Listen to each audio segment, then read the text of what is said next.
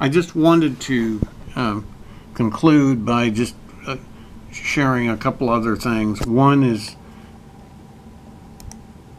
how my web presence has worked. It's off of a legacy site called doaskdotell.com, which you can look up.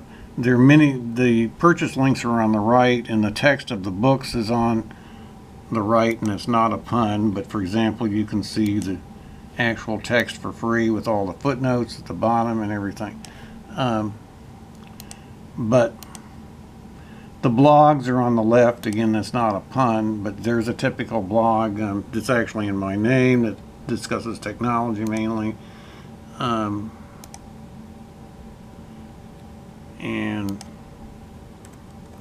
being a little bit stubborn. Here's one that does a lot of like movie reviews, for example. And then I have some WordPress blogs. Here's one of them, my new media commentary blog, for example.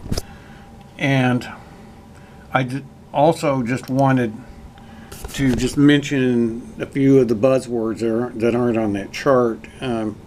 The SLAP, the strategic lawsuits against public participation, where right now ordinary speakers sometimes can have to defend themselves in court and spend their own resources, even if they're innocent, so they can be silenced. The whole idea of critical thinking versus tribalism, the idea of connecting the dots, or I could say keeping them honest, Anderson Cooper's favorite phrase. Let me just type that in.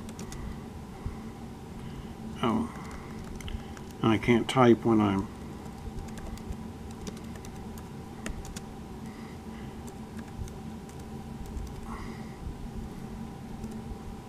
on the clock. And keeping them honest, that's another idea. The do, ask, do, tell idea really is basically about openness and transparency. There's no double life anymore. Do you care about your readers personally when you need to, which is not often in a mind your own business world, but sometimes you have to, for what you do to make sense. Then other people have to matter to you, and not just the Clark Kents of the world, but more ordinary people. You have to raise people up as well as being lifted up. And finally, belonging. That means that sometimes you really do need to belong to a group, and sometimes you have to play on a team. So